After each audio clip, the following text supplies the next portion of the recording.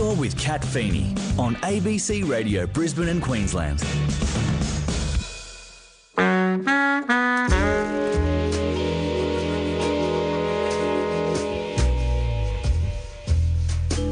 Love in a time of coronavirus, an important message from Queensland Health. If you are hoping to meet your soulmate or just hoping to have a good time with someone sexy in 2020, the coronavirus, COVID-19 pandemic might have derailed your plans.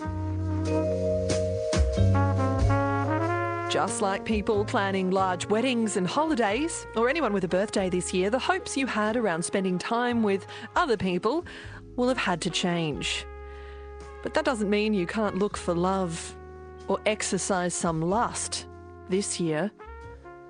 You might just have to do things a little differently.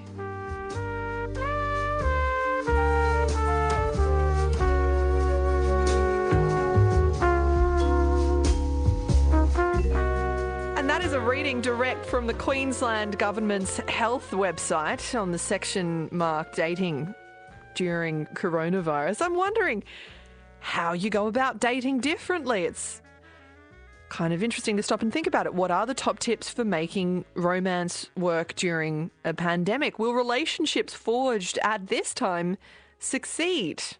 And what advice should you give your single friends and family members? Dr. Rachel Hannam is the director of North Brisbane Psychologists. Rachel, thank you for your time this afternoon. Thanks, Kat. Thank you. Okay, so dating at safe distance. What does dating look like right now? Well, it depends.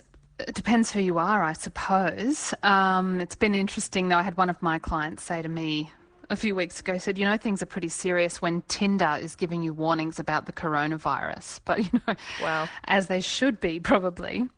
It means that a lot of people are taking a lot longer to get to know each other online, and having an online date or 2 or 3 or 4 is actually, in my view, quite a good thing. As you mentioned, you might not have to spend as long on your hair, or maybe you do because you're having a video chat, but you don't have to wear shoes, so it takes away the problem, which shoes shall I wear? You do have to worry about the lighting, though. There's a whole new array of concerns for the first date online.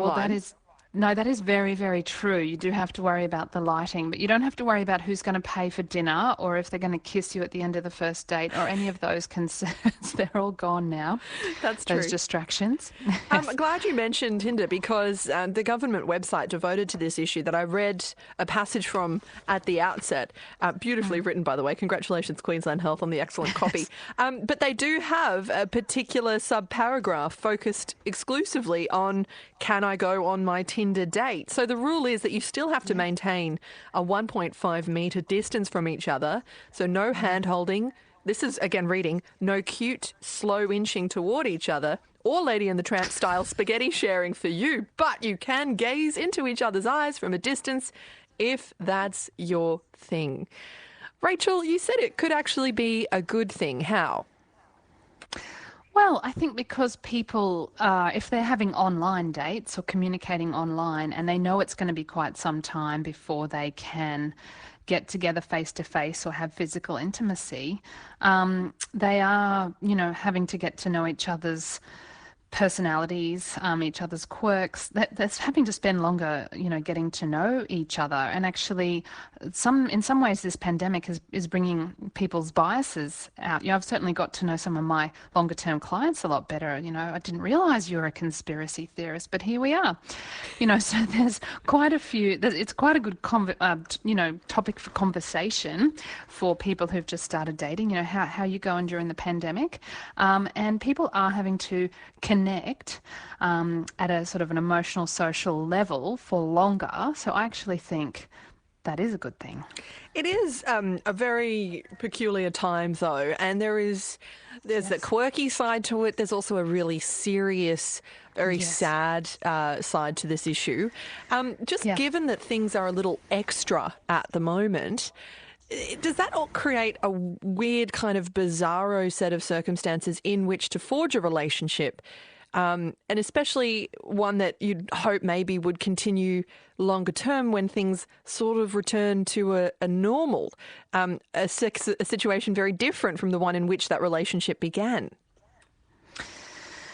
Yeah, well, for sure. I mean, I think we're all adjusting and adapting as we go to this, and we don't know exactly how it's going to play out. But everybody seems to be predicting that we won't be going back to life exactly as it was, and I think that includes the dating world.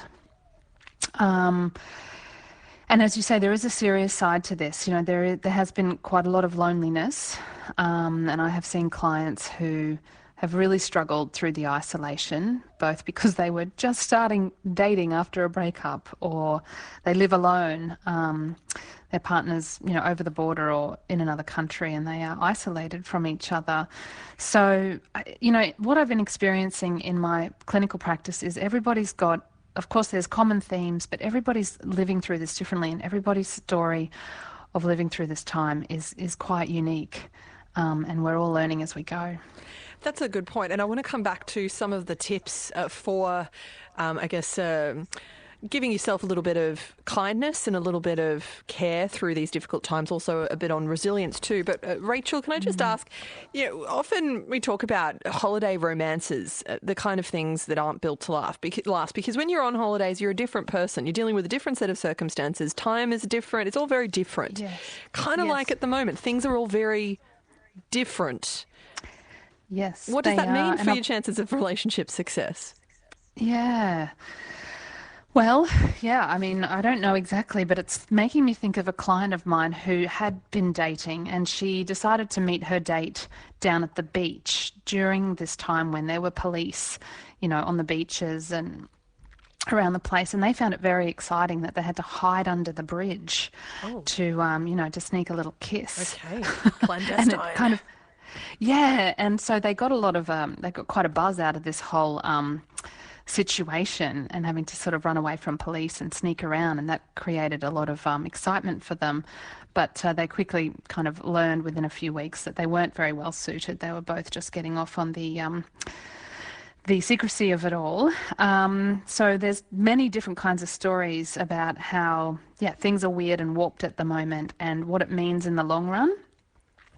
It's different things for different people. I've got other couples who are now having to both work from home, be at home, where one partner was travelling a lot for work, and the issues that they have not looked at are all coming into focus because they're in isolation together, and they are being forced to really look at their relationship issues and, you know, come to therapy and enact changes in their lives. So that's a totally different way in which this strange situation we all find ourselves in has definitely changed the landscape of relationships. Hasn't it what? You're on ABC Radio Brisbane in Queensland. It is about 20 minutes past 2. My name is Kat, and you're with Dr. Rachel Hannam, who's a psychologist. We're taking a look at what it's like to be single right now. If you're single and looking, of course, you might be perfectly happy being single and not looking for love. But if you are looking for love, you will be facing some fairly unique challenges, and we'll get some tips and advice for you to help you through this time in a moment. But Rachel, again, just to this idea of relationships forged in the time of pandemic, one of the other consequences of this is it's a lot harder to, or it has been a lot harder, it's starting to ease, to meet friends and family. Now, often your friends and your family are a bit of a, well, they're a bit of a sounding board, a bit of a, you know, you sort of test out a new relationship with your peer group, but that's not happening as readily or as easily, is it? No, absolutely. And yeah, that's making me think of a client who has been forced into isolation with her new boyfriend. Luckily, it's going really well, but they haven't been able to introduce each other to the other one's parents.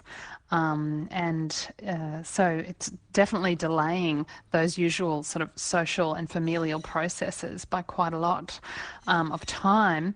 You know, that nothing's all good or all bad. So there's probably some good things about that. You're having to kind of trust your own judgment, your own experiences. But of course, there's an isolation that goes with that. as well. Although, I think most of us have started to get much more comfortable with Zoom and FaceTime and Skype. So, that is a really great substitute. If this had happened 20 years ago, we wouldn't have had the technology to stay connected like we do now. Yes, I just think about and I'm sure it's happened where, mum and dad have been on Zoom thinking their microphones were mute and mum's sort of, I don't like her. Oh, hello. Hello, I'm sure that's happened.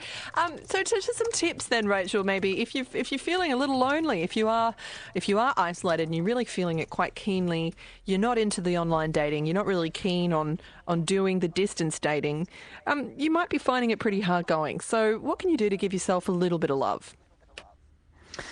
Yeah, well, that makes me... You read out the Queensland Health Department website copy just before, and I was reading about the New York City Health website, which the slogan of which, I don't know if you know this, it said, "The safest sexual partner is yourself." Oh, that's official city policy, is it? Yep, New York City policy. Wow. Okay. Just love yourself. But look, I think this is a good time for people to be very kind to themselves. We do have a lot of, not all of us, some of us are, essential workers and healthcare workers and busy as ever. But if you have the chance to have a long hot bath, read a book, all the self-care things that you can do from home. Actually, I don't know if you've noticed this, but in my local neighbourhood, there are a lot more people out walking now and getting out. So I think there are some good things that are happening and some not so good things that are happening. But it's definitely a time where I think we're all forced to reflect on the way of life we lived before and which parts of it were not really so great and that we don't want to keep and that we don't want to go back to. And I really feel an opening up. I feel like people's minds are opening up a bit more at the moment. Maybe not everybody's, but there's a critical mass of people, I think, who are reflecting on what they want normal to be because we're not going to go back to exactly what was. And that's quite good. Okay, well, what do you think was wrong with relationships prior to all this? What would you like to see changed, Rachel, from a psychological perspective? Well, a lot of the couples I see in my practice are pretty much living on the edge of burnout. They've got a big mortgage, both parents might be working long hours. So this is often the couples I see have kids and careers. And they're just stretched in so many directions. And like I said, living, with burnout or teetering on the edge of burnout. And, it's not healthy, it's not sustainable, it's not good for anybody. So that's something that I hope doesn't go back to the way it was. I hope that that there's some contemplation about, I think more people will be working from home. And I don't think that's necessarily a bad thing. I did see a Sydney Morning Herald article yesterday saying that, it's going to be bad for our mental health if more of us are working from home because we get less social contact, but if we don't go into the office. But I think we also save a lot of time commuting to and from work, and that's time that we could have with our kids or with our partners or with ourselves. So...